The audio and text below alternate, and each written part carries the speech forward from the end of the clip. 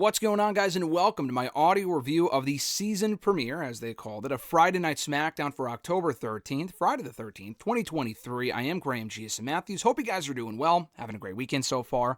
This was quite the season premiere of SmackDown on Friday. No tricks, all treats. A very good show, I thought. Now, not every match was a banger, and in fact, I thought the in-ring quality on the whole was actually kind of average.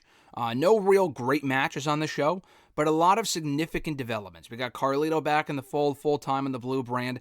LA Knight is chasing the undisputed WWE Universal Champion Roman Reigns, who returned on this episode.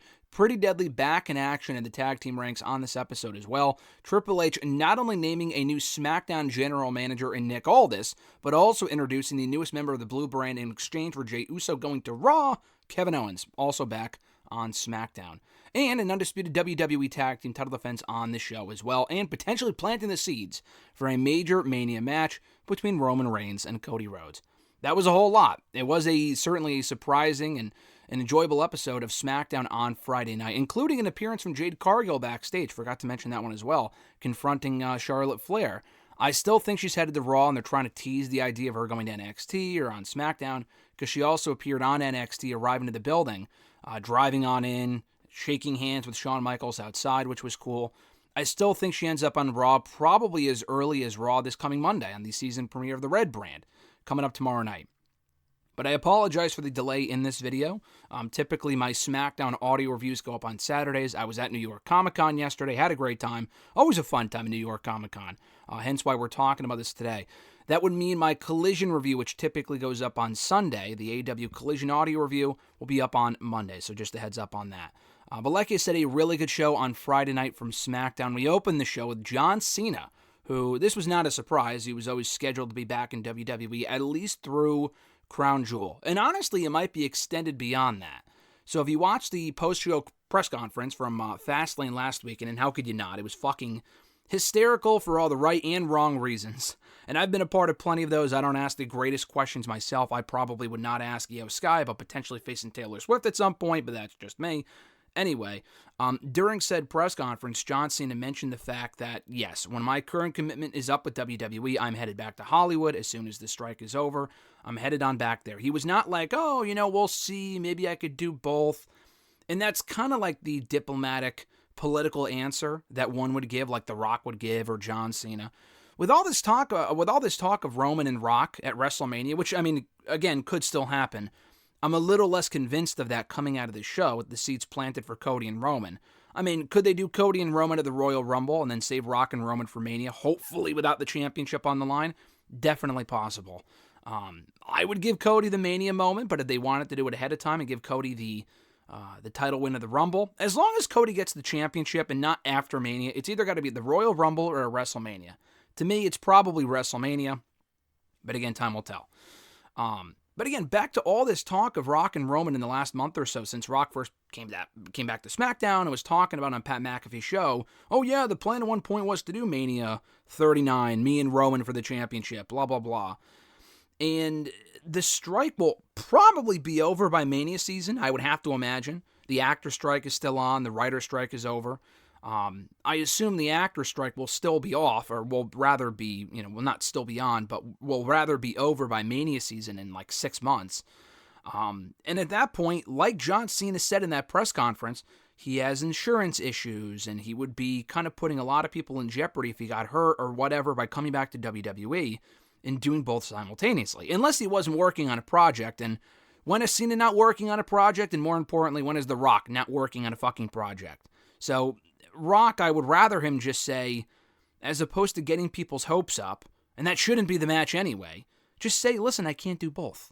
At least Cena was honest. But back to my original point, if the strike is still on, and it's not over yet, again, it'll probably be over by Mania season, and they're clearly setting up Cena and Solo Sikoa based on their interaction on SmackDown this week, on NXT this week, at the pay-per-view last weekend, based on all their interactions for the last month and a half on SmackDown. That's clearly the match they're going to do at some point. I would just do it at Crown Jewel. Do not hold off on it till Mania. We don't know where Solo Sikoa is going to be at that point. We don't even know if Cena's going to work Mania 40. Yeah, it's a milestone show, but if Cena's working on a project, he might not be there. And honestly, now is the time to do the match. The Theory build for that match and the match itself was fucking abysmal. I almost wish they didn't even do it at all, because it didn't benefit Theory at all. The feud sucked. It was basically non-existent. Cena showed up once before the pay-per-view. Not really his fault. He was working on a project. He couldn't get physical. But still, I'm just thinking, what was even the point? You know what I mean? So I guess we'll find out at some point as far as with Cena, whether he's sticking around for a little bit longer. Could he be at Survivor Series 2 or 3 weeks later? For sure. I mean, definitely possible. Could he work the Rumble? Maybe. It sounds like, based on the latest update, that the strike will not be over anytime soon.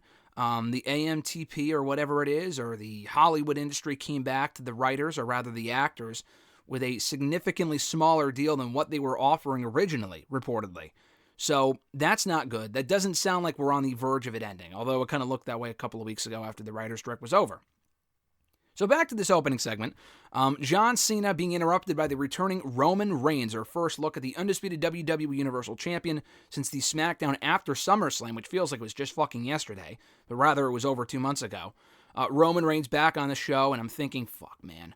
I know what Meltzer said, and he was going off of speculation and not his own report or what he heard through the grapevine, and he actually later retracted it, that Roman and Cena was the match that he would do a crown jewel. And I'm thinking, God fucking no. Have you watched the product in the past 6 years? They did the match 6 years ago, almost exactly, at that No Mercy pay-per-view.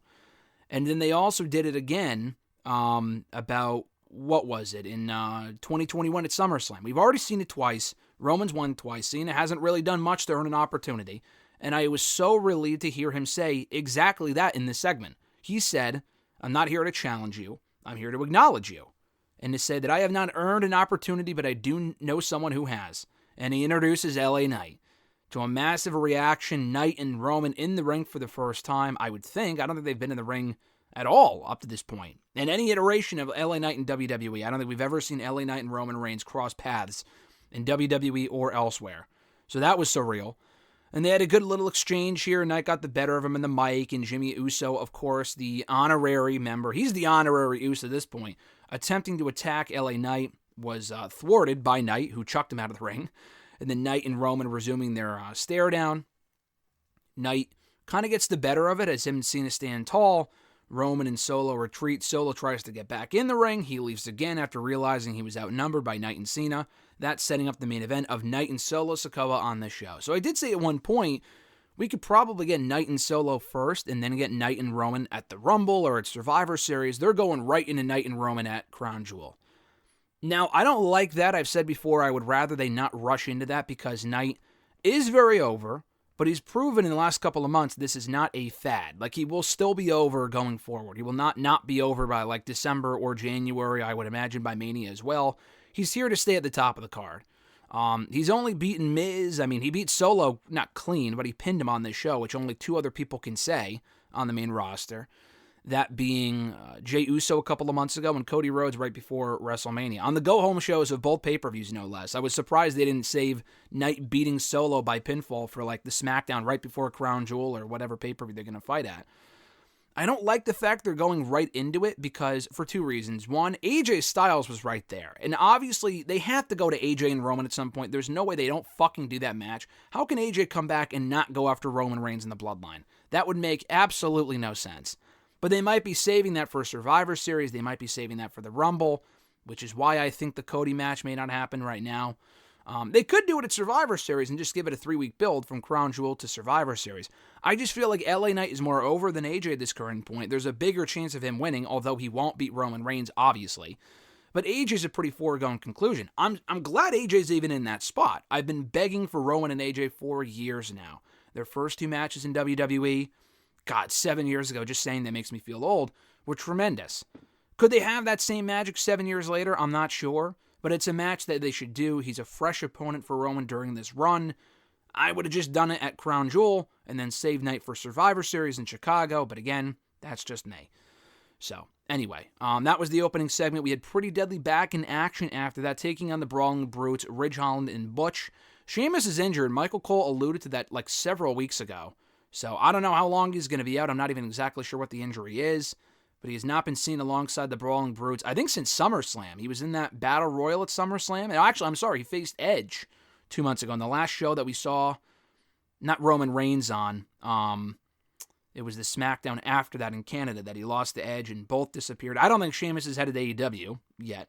I think he's just hurt. But anyway, the Brawling Brutes were the ones that put Pretty Deadly on the shelf, specifically Elton Prince. I don't know their names exactly. They changed their names from their NXT UK days. I think Elton Prince was the one that got hurt, and the only reason why I know that was because they were saying the whole hashtag Elton Strong thing.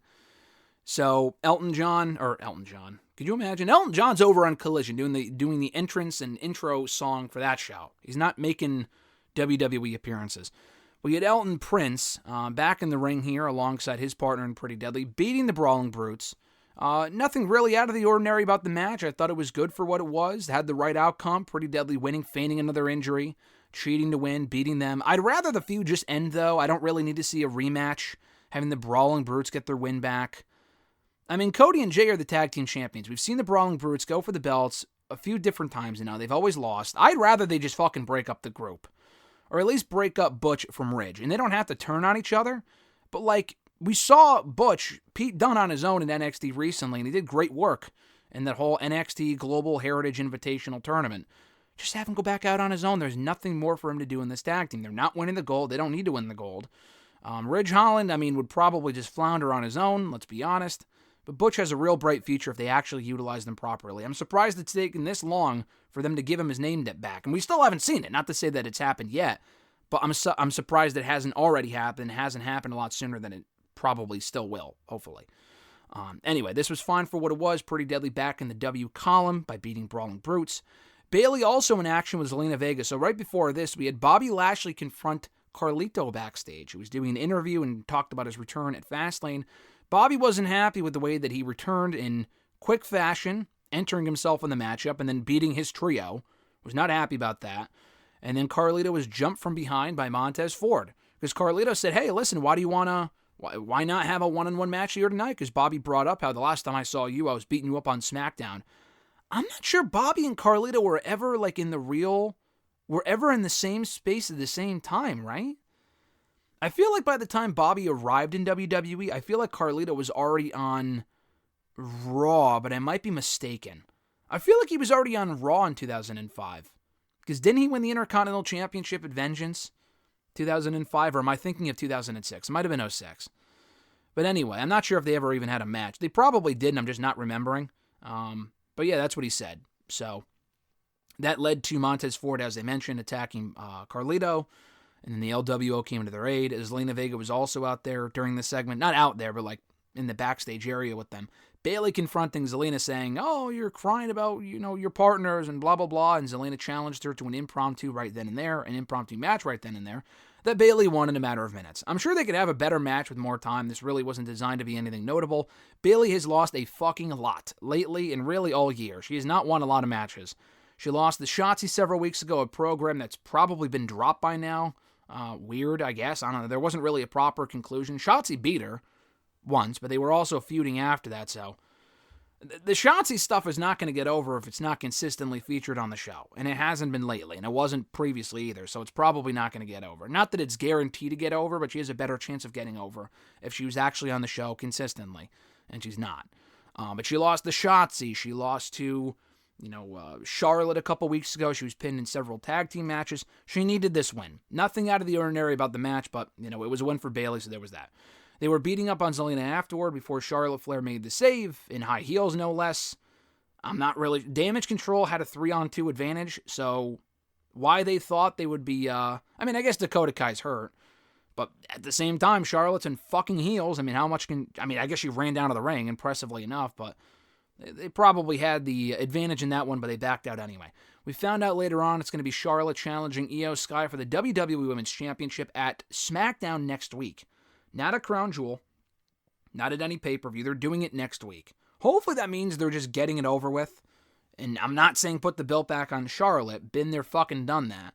I'm just saying, let's get Charlotte out of the title picture, please. Maybe Bianca comes back and attacks Charlotte. Who knows? But I'm so ready for them to move on from Charlotte being in the title picture, which she has been, by the way, all fucking year.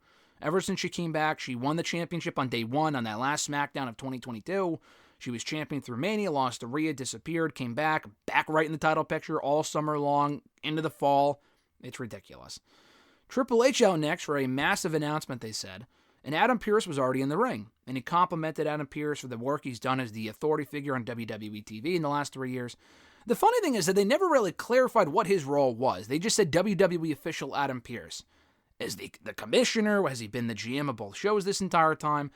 I know he had Sonya Deville also working alongside him for a time last year and in 2021 as well, but still, it was long overdue to give Adam Pearce an official role on these shows, and now is the official general manager of Raw. So, I like Adam Pearce. I would rather they bring back or bring in like a new person for the role, like we saw with SmackDown a moment from now. But on Raw, Adam Pearce, listen, they don't want to take him off TV completely. He's been on the show for a couple of years now. They don't want to completely demote the guy. I thought he might be the commissioner overall, and he would be like the big boss that the GMs of Raw and SmackDown answer to, but he's just a general manager. Triple H said it was a promotion. He was previously handling both Raw and SmackDown, and now it's just one show. I'm not really sure how that's a promotion, but anyway, I guess that job that he was doing for 3 years must not have been too great if they didn't give him a promotion sooner. But he's the new GM of Raw. The new GM of SmackDown is none other, and this was floated around earlier in the day on the social media, which was unfortunately spoiled for me. Otherwise, it would have came completely out of fucking nowhere. Former NWA World's Heavyweight Champion Nick fucking Aldis. That's not his name. Nick Aldis is his name. But I'm surprised they let him keep his name. I was shocked. I thought they were going to say, and I always go back to this Michael McGillicuddy or some dumb shit like that. I know that was already a name for Curtis Axel, but you get my point. I thought they were going to give him some dumb name, but no, they let him keep his name. And he's looking out there looking like $1 million as the new GM of SmackDown. Said he was thankful and grateful to WWE and Triple H for the opportunity. He was interrupted by Dominic Mysterio, the NXT North American Champion. And Nick Aldis said, well, my first business as the GM is to introduce the person that was traded to SmackDown in exchange for Jey Uso going to Raw. That person, none other than Kevin Owens, who came out, stunned Dominic with a stunner, and that was it. And then he celebrated with Nick Aldis to end the segment. I loved all of this. I really did. No pun intended. All this. No pun intended there. I guess pun intended on that last one. But I really love this new role for Nick Aldis on the show. I was even thinking a couple days ago, and I was going to tweet this, he's been working as a backstage producer for WWE for months now. He left Impact in July. He reported to WWE in a producer role soon after. People were saying that he's been hurt, and I saw that the other day. People were saying, oh, why doesn't he wrestle? And a lot of people were saying he had a back injury. I know he mentioned a back injury months ago in like August, and that was why he couldn't do a certain show in that month. But I also saw an interview that he did recently where he said that WWE's allowed him to honor his independent bookings. Has he had independent bookings since he showed up in WWE? And if he has he been wrestling or just appearing or doing signings? Like, I'm kind of curious what that deal has looked like. Just because, I don't know. If he is actually hurt, maybe there is something to that. I just got the feeling that they only wanted him as a backstage producer. He's not too young for it. Jason Jordan's young. They have Petey Williams there. Kenny Dykstra, who's not that old either. At the same time, though, Jason Jordan's retired. Tyson Kidd is retired. Jamie Noble's retired. Kenny Dykstra, they were never going to bring back in a regular role on the show. I know they did for a one-off years ago, but not like an active member of the roster. Fucking Petey Williams, again, he's a guy that had his career and was never going to get to work in WWE as a performer. Same thing with Abyss. That didn't bother me. They were brought in as producers. A better role for them than actually being on the show and being on fucking Main Event. Nick Aldis is only like 34, 35 years old. He's not that old. He could easily be brought in right now. They have a lot older people on WWE TV and AEW TV. They could bring him in right now, and he could be a significant performer on the show. But I think I like this even more. He got a decent reaction when he was introduced. He didn't have like theme music or whatever. But not enough people know of Nick Aldis from Impact or NWA or whatever to really like get excited for Nick Aldis arriving on SmackDown. He might get lost in the shuffle. But introducing him to the audience first as a GM and then hopefully transitioning him from there into an in-ring role, because they mentioned on commentary he has in-ring accolades of his own, and even on SmackDown Lowdown, which I'll review later on today, they mentioned he's a former NWA World's Heavyweight Champion of 1,000 days almost a few years ago, from like 2018 to 2021, and he was champion for like 3 years. Not that it really matters, it's the fucking NWA. But you get my point. He's not someone that was just made to be an authority figure. That was the same case kind of with Drake Maverick as well, where he was brought in as the 205 Live GM many years ago. And then what was it that even got him in the ring? I know he was doing the GM thing for a while, and he did really well with it. But what was it that got him in the ring? He actually still works for WWE in a behind-the-scenes creative manner, I think. I forgot what got Maverick in the ring, the former Rockstar Spud from TNA. But he ended up becoming a regular in-ring performer for them, and he was great in that role. They never really utilized him the same way TNA did. I want to see Nick Aldis get a shot at some point. He's good enough to get a shot as an in-ring performer on the main roster, hopefully not report to NXT. And this gets him on the show and gets people familiar with him, which I like. So I thought that was great. The Owens arriving on SmackDown news was surprising, but I didn't hate it. Kevin Owens and Sami just failed to regain the tag team titles from Cody and Jey on Raw. I was wondering why that wasn't saved until Crown Jewel, and now we know why. They did it to kind of write off Kevin and Sami as a tag team. He didn't turn on Sami. That would have been fucking stupid. I mean, they had that whole arc with the two reuniting earlier this year. Just to have Kevin turn on Sami would have been silly. Or to have Kevin turn on Cody and Jey would have been dumb. Because then there was unfinished business there that they can't pay off because Owens went to SmackDown. At least not right now, and that's not really a Mania match anyway. So they all embraced, and now Owens goes to SmackDown on his own. I like this because on one side I am bummed that him and Sami are already over as a tag team. I mean, they were over, but I mean in terms of being finished as a tandem permanently. Or at least temporarily. There was more they could do. I was hoping they would have a longer run as tag team champions, but if they weren't going to be going after the belts anymore, they already failed to regain the belts twice in the last month, it was probably for the best that Kevin Owens, of all people from Raw, went to SmackDown. Cody would have been great, but Cody's busy right now with Jey, and he's got the Drew thing waiting on the back burner.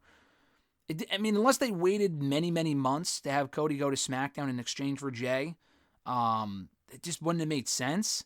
So it had to be someone else, and they kind of had to get to it because people have been wondering this for a month now. It's kind of crazy it took this long to even get to this point where it was announced here and not a month ago. But listen, Kevin's already feuded with Rollins before. He's feuded with Roman before, obviously, too. He can't get above a certain level on the show as long as Roman Reigns is champion. But what I love about this, you have some long-term storytelling potential here, where if Cody, and he should be, is the one to take the belt from Roman Reigns, Kevin Owens has a real beef with Cody Rhodes, because Cody got Jey sent to Raw. In exchange for that, Kevin was separated from Sami and put on SmackDown. He can turn heel on Cody, and those two can feud. That's a fresh feud, and that's a great world title program for SmackDown at some point down the road. So keep that in mind. Can he go after the U.S. Championship for now? Yeah, I'm kind of struggling to think, even on Raw on his own, I'm not really sure what you do with the guy. Drew just went heel. You weren't going to turn Kevin Owens too. I'm not really sure what he does on SmackDown, to be honest with you. Even more so compared to Raw. We have Rey Mysterio as the United States Champion, but it feels like that program, that picture's kind of locked up for right now. With Rey Mysterio and LWO, Bobby Lashley, Carlito coming back, so he can't really go after the U.S. Championship. He's not going to re-enter the tag team ranks. He's not going back after Roman Reigns. Him feuding with LA Knight at some point is a possibility. Someone would have to turn. It would have to be Kevin Owens, but like I said, I would save the Kevin Owens turn for when Cody comes to SmackDown if you're going to do a Kevin Owens turn. SmackDown just doesn't have a lot of great heels. I'm struggling to think. There's got to be more. Theory, Grayson Waller, I don't know. They're not exactly high up in the totem pole right now. There's not a lot of great options. I'm not really sure who else you put him in the ring with on SmackDown. Hopefully he can find direction and he's not just there for any real random reason. He's had a great arc in the last year since coming back as NXT Kevin Owens. But that was over a year ago. I mean, at this point, he's kind of finished that arc and on to the new one. I really don't know what you do with Kevin. He's been around long enough to where he's feuded with a lot of people on the main roster.